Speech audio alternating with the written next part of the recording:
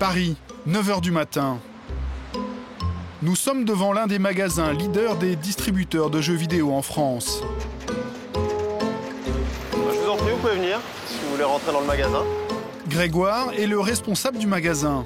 Plusieurs fois par an, il invite ses bons clients à découvrir les produits qui font fureur. Aujourd'hui, le jeu qui cartonne nous vient du Japon.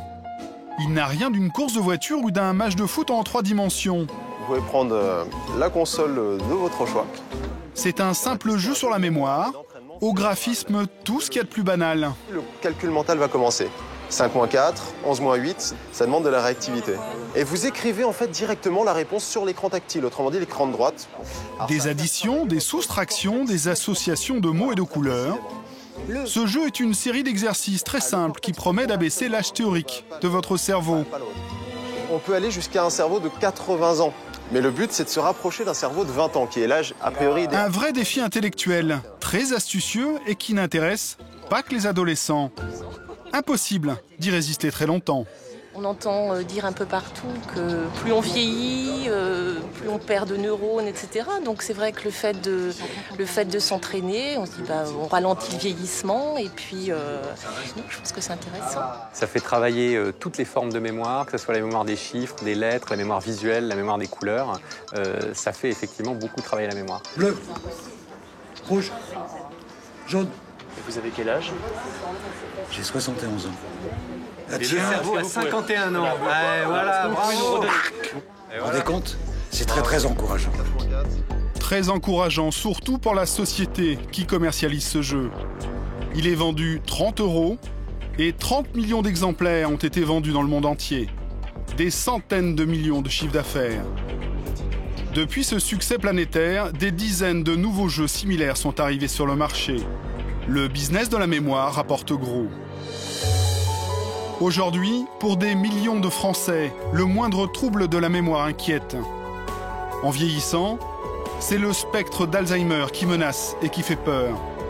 Pour les plus jeunes, il s'agit de réussir un examen scolaire ou améliorer sa productivité au travail. Une véritable course à la performance. Certains l'ont bien compris et ils sont nombreux à vouloir nous vendre des solutions. Fabricants de jeux d'entraînement cérébral, de compléments alimentaires ou encore de coachs en gymnastique du cerveau, le marché de la mémoire est florissant. Mais quel crédit accorder à ces nouveaux produits et ces méthodes d'entraînement? Sont-ils vraiment efficaces et sans danger? Enquête sur le business de la mémoire.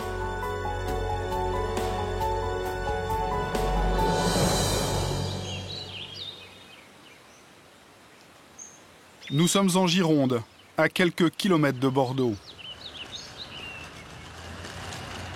Pascal a 42 ans. Depuis une dizaine d'années, elle souffre de troubles de la mémoire. Elle a souvent la tête ailleurs. En fait, j'ai toujours le doute d'oublier quelque chose. Donc je suis persuadée, oui, que j'ai dû oublier quelque chose. C'est certain. Comme pour beaucoup de Français, Alzheimer a touché sa famille, son grand-père. Depuis, sa crainte d'être atteinte par cette maladie ne fait que grandir. Ça y est. J'ai pas fini, il en reste encore dans la voiture. Tu penseras au rendez-vous. Tous les jours, Pascal doit sans cesse compenser les défaillances de sa mémoire. Honnêtement, si je note pas, je suis sûre d'oublier. Donc samedi, tu m'as dit 9h30. 9h30 alors. Ok. J'ai mon petit agenda et je suis obligée de noter tout dessus, même si j'ai mon fils à aller chercher à l'école, de peur de l'oublier. Enfin, sans le carnet, c'est pas possible. Quand on est âgé, on peut se dire, bon, c'est normal, c'est l'âge, mais là, à 42 ans, oui, c'est inquiétant. Pascal est allé consulter son généraliste et un ostéopathe sans succès.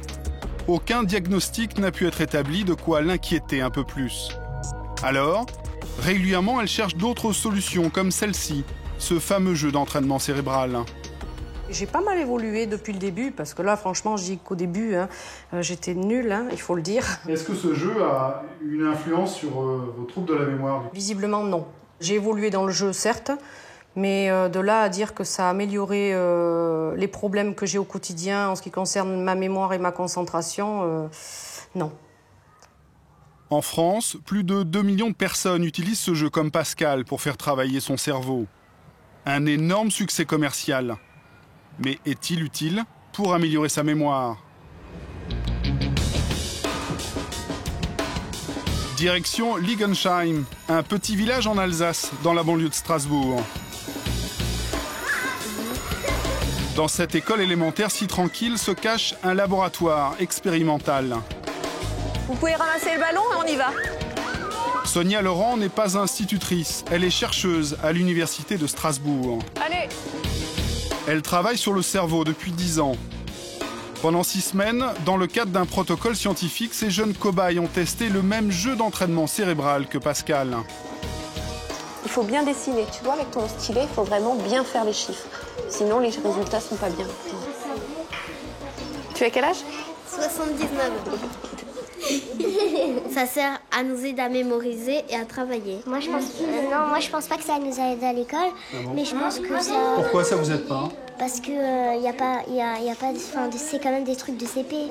Le but de cette étude, savoir si ce jeu est vraiment efficace pour améliorer la mémoire. L'étude permet de dire scientifiquement que ça n'a pas un impact ni un effet sur la mémorisation, sur l'attention, ni sur les apprentissages scolaires.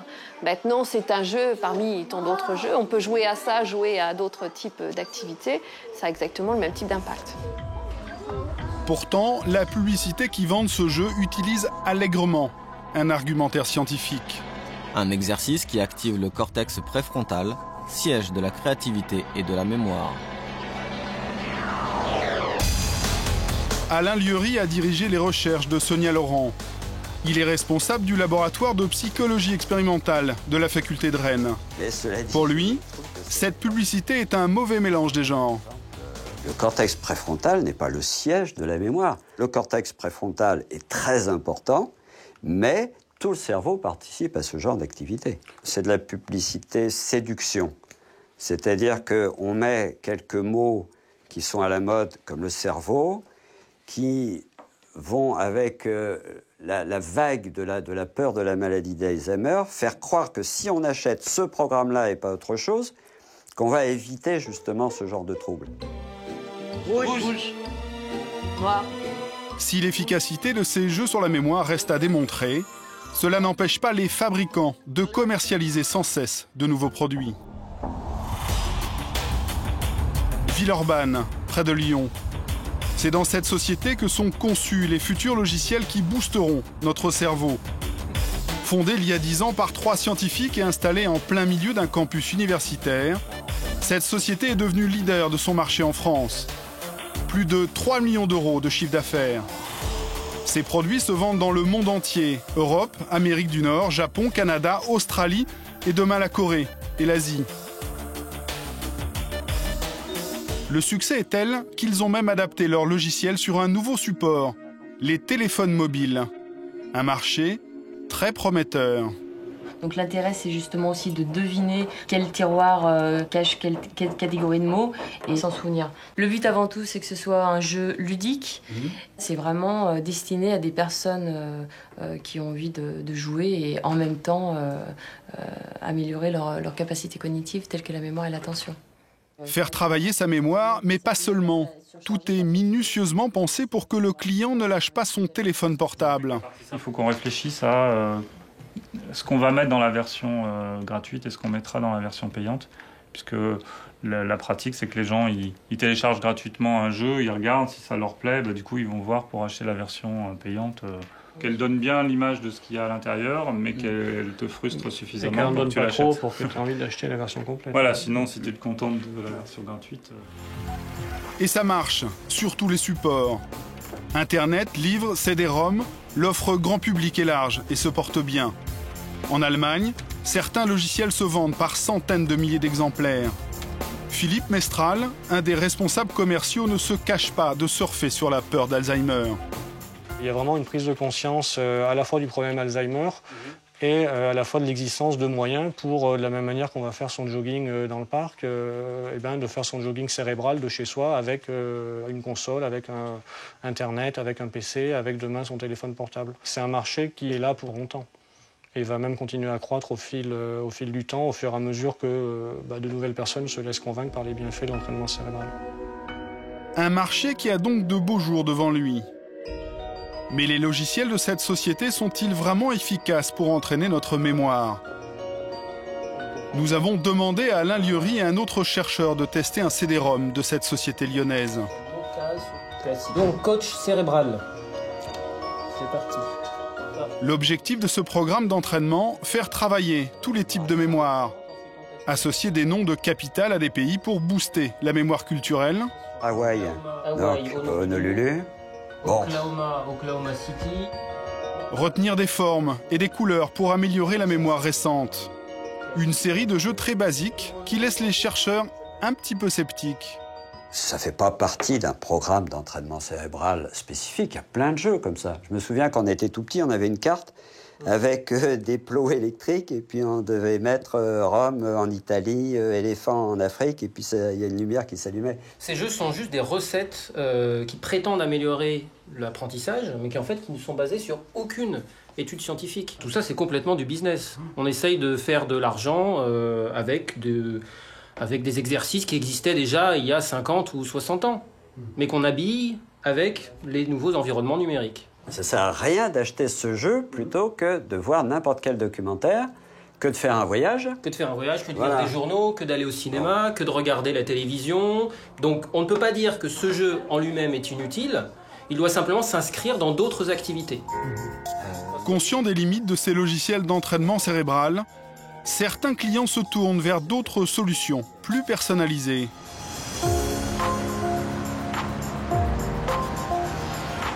Notre enquête se poursuit à Paris, à la découverte des centres de coaching cérébral. Nous sommes place de la Concorde, dans un des quartiers les plus chers de la capitale. Depuis 14 ans, Monique Leponcin, docteur en biologie, organise des stages de gym cerveau. En 2 jours, et pour la somme de 290 €, les stagiaires sont censés retrouver un capital de 100% de mémorisation. Parmi cette clientèle quelque peu élitiste, la nouvelle tendance, ce sont les jeunes, lycéens, collégiens et même des élèves de primaire. Acquérir plus de méthodologie pour apprendre mes cours, histoire de gagner du temps et puis de mieux organiser mes connaissances. Je suis un chercheur du cerveau, donc ce que je vais vous amener, c'est une méthode qui est vraiment basée sur le fonctionnement du cerveau. C'est pour ça que j'appelle ça toujours du neuromanagement. Tout le monde crée des mots, pourquoi pas nous?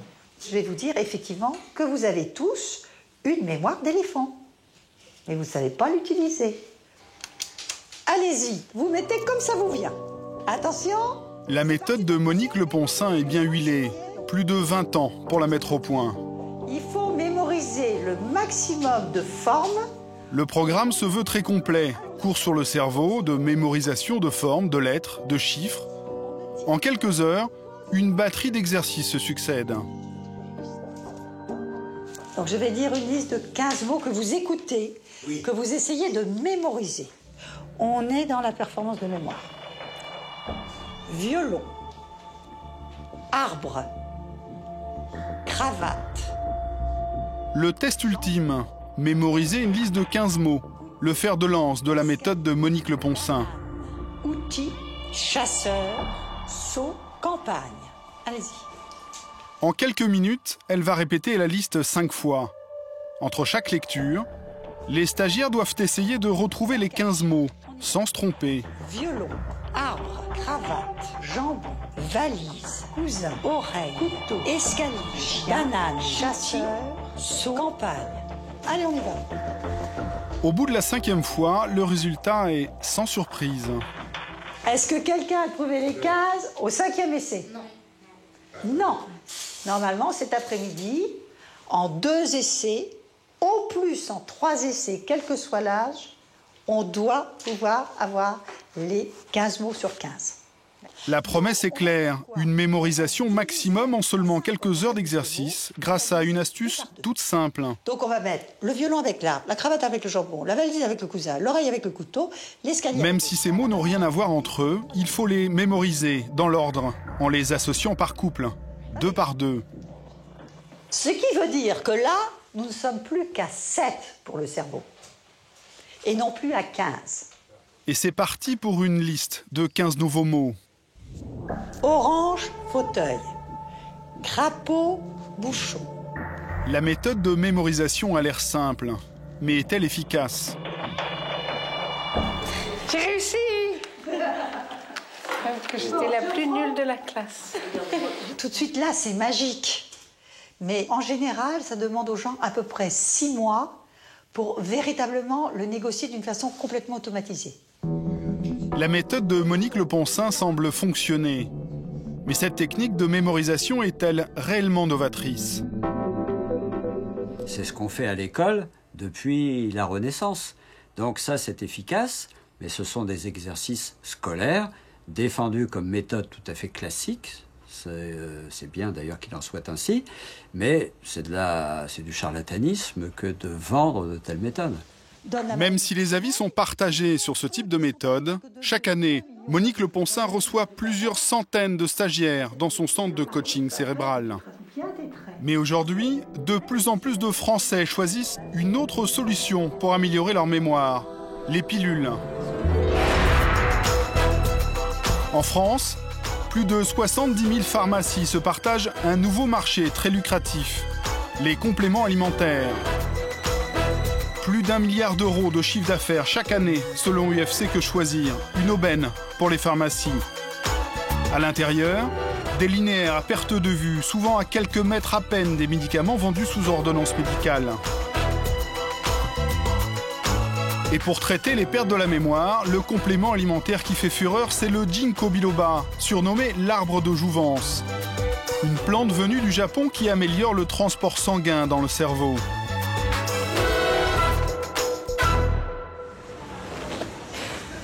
Pour s'en procurer, nous sommes rentrés dans une pharmacie parisienne.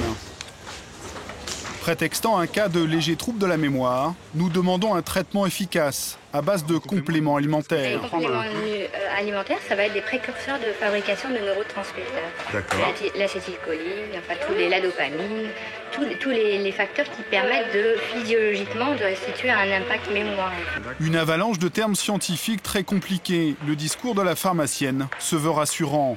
Et évidemment, elle nous propose aussitôt le Ginkgo biloba. Et vous avez également du Ginkgo biloba. Alors le Ginkgo biloba, à la dose où il est là, il est suffisant pour l'impact mémoire. Après, là-dedans, qu'est-ce qu'il y a alors, vous dites? Des acides aminés et du Ginkgo biloba. Du Ginkgo? D'accord. Le Ginkgo, il est là pour agir sur le système, le réseau veineux, en fait. C'est efficace ou pas? C'est super efficace. Moi, je l'ai même déjà testé. Ah bon? Et alors? Je l'ai toujours à la maison. Ah ouais? En plus du Ginkgo biloba, cette pharmacienne va nous vendre un autre complément alimentaire à base d'oméga 3, un acide gras essentiel pour le fonctionnement du cerveau que l'on trouve principalement dans le poisson. D'accord. Au total, 3 mois de traitement et une addition très salée. Alors, par contre, c'est un sacré budget quand même, hein? Vous êtes à 218 € par mois. Ah ouais, d'accord. 218 € pour des produits qui, contrairement à la plupart des médicaments, ne sont pas remboursés. Mais sont-ils réellement efficaces? Et que trouve-t-on dans ces compléments alimentaires? Nous avons fait analyser l'un d'entre eux dans un laboratoire. Les résultats sont surprenants. Du concentré d'ananas, de pamplemousse, des minéraux, des vitamines, le Ginkgo biloba, lui, est présent. En très petite quantité, des pourcentages proches de 0. Que penser alors de l'efficacité réelle de ces compléments alimentaires? Nous avons contacté un des responsables du laboratoire qui fabrique ce produit. Je m'interroge sur ces valeurs de pourcentage de Ginkgo biloba, qui sont quand même relativement faibles. Alors, on travaille avec des pourcentages de plantes. Et sur la biblio, les monographies qui sont faites sur la plante Ginkgo biloba. Mais vous en avez des études cliniques? Nous-mêmes, non. Nous ne sommes pas... je ne souhaite pas rentrer de toute façon dans le détail. Cette responsable reste floue, et pour cause. Aujourd'hui, aucune étude clinique ne démontre le lien entre le Ginkgo biloba et l'amélioration de la mémoire. Pourtant, sur la boîte, la publicité est prometteuse. Est-ce que la réglementation autorise vos allégations aujourd'hui? Est-ce que vous avez le droit de marquer ça sur vos paquets? Disons qu'aujourd'hui, c'est encore un petit peu flou. C'est pour ça que je c'est flou, ouais. attends. Et aujourd'hui, en tout cas, rien ne me dit que je n'ai pas le droit. D'accord. Voilà. Mais est-ce qu'on peut venir faire un interview filmé chez vous pour parler de tout ça? Non, je n'ai pas envie. Voilà, je ne souhaite pas. Pourquoi? Parce que je ne le souhaite pas. D'accord, donc vous voulez pas répondre à mes questions devant une caméra, quoi. Non, j'ai pas envie de répondre à vos questions devant une caméra. Eh ben, au revoir, monsieur. Merci. Les responsables du laboratoire n'en diront pas plus. Direction la faculté de médecine de Bobigny, en région parisienne. Le professeur Erkberg est un grand spécialiste de la nutrition et des compléments alimentaires depuis 20 ans. Nous lui avons soumis nos résultats d'analyse. À la lecture de ces résultats, ce que l'on voit, c'est que ce produit ne contient quasiment aucun extrait de ginkgo biloba à des quantités qui peuvent permettre d'espérer la moindre efficacité. On est proche de la poudre de perlimpinpin. Il n'y a aucun travail scientifique qui justifie de penser que ce produit a la moindre efficacité. Donc, il n'y a aucune chance que ceci entraîne la moindre amélioration de votre mémoire, de vos fonctions intellectuelles ou de votre santé. Pourtant, c'est marqué sur la boîte. Alors, c'est le décalage qu'il y a entre des produits qui contiennent rien d'efficace et puis du marketing et de la publicité. C'est surtout du business. C'est de la fausse promesse qui n'est pas tout à fait honnête, parce que là, on joue sur les fantasmes et les peurs. Qui n'a pas peur de perdre la mémoire et qui ne souhaiterait pas améliorer son activité intellectuelle? Et tout ceci ne repose sur aucune base scientifique réelle. Pour le professeur Erkberg, la faible qualité de ce produit n'est pas une exception. Tous ces compléments n'ont strictement aucun intérêt, vendent du rêve, jouent sur les fantasmes, mais c'est du pur marketing, de la pure publicité. Il vaut mieux suivre des recommandations nutritionnelles, manger du poisson régulièrement, des poissons gras, manger des fruits et légumes, des produits complets, avoir de l'activité physique pour améliorer sa mémoire et la qualité de sa santé. Malgré tout, le marché du complément alimentaire est en pleine forme. Il devrait progresser de 10% les 2 prochaines années. Pascal, elle aussi, a essayé des compléments alimentaires, sans succès. Elle souffre toujours de troubles de la mémoire et redoute d'être atteinte par la maladie d'Alzheimer. Aujourd'hui, elle a rendez-vous dans cet hôpital parisien pour connaître la vérité. Plus j'avance, on va dire, plus je stresse. Mais bon, c'est moi qui ai fait ce choix de faire ces tests et d'en savoir un peu plus sur cette maladie d'Alzheimer, à savoir si je suis atteinte ou non. Donc voilà, il n'y a plus qu'à attendre. Le docteur Lisette Volpe-Gillot est à la fois neurologue et gériatre. C'est elle qui est responsable des consultations mémoire de l'hôpital Saint-Joseph. Madame Alain. Bonjour. Bonjour. Pascal appréhende le verdict des médecins. Pour l'aider à vivre cette difficile épreuve, elle a demandé à sa belle-mère d'être à ses côtés. Première étape, un bilan médical très complet. L'objectif, c'est d'essayer de comprendre un petit peu pourquoi vous avez les difficultés dont vous nous avez parlé. D'accord? Vous allez me dire quel jour on est aujourd'hui? On est le 11. Oui, alors quel jour de la semaine? Vendredi. Ensuite, le MMS, le Mini Mental Score, un examen assez simple qui va juger l'état mental de Pascal. D'accord. Comment ça s'appelle, ça? Alors ça, c'est un crayon. Dernière chose pour ce test, vous allez prendre cette feuille dans la main droite, la plier en deux et la jeter par terre. Allez-y. Plier en deux et jeter par terre. C'est parfait. Bon, ça va, ça vous met en confiance, ça, quand même. Là, jusque-là, oui. Bon. Les tests qui viennent d'être utilisés sont des tests qui sont utilisés dans la majorité des consultations mémoire. Et c'est des tests qui sont utilisés pour avoir une première approche, qui peuvent parfois déjà donner une bonne idée, mais dans le cas de Madame Oyala, ne seront pas suffisants pour vraiment avoir une idée. Et pour savoir si elle souffre vraiment d'Alzheimer, il faut changer de pièce et suivre cet homme, un neuropsychologue. Je vous montre un chemin dans un sens et après moi, vous faites dans le sens inverse.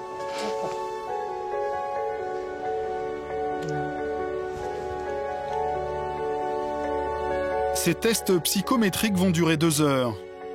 Degré de concentration, rapidité de compréhension face à un problème, tout est analysé. Je vais vous demander de faire des gestes. Vous allez tout d'abord faire les mêmes gestes que moi. D'accord. D'accord ? Allons-y.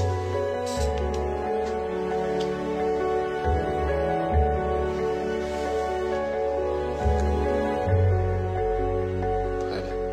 Avec les 2 mains, est-ce que vous pouvez faire le geste des marionnettes ? Oui. Pouvez-vous applaudir ? Ouais.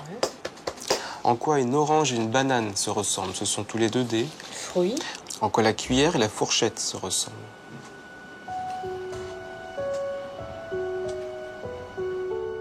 Ce sont des... Je cherche le mot.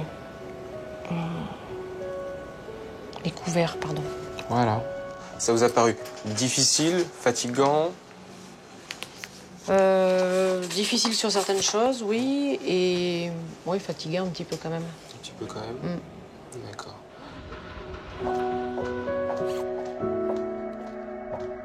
Quelques minutes sont nécessaires à l'équipe du docteur Volpe-Gillot pour analyser les résultats.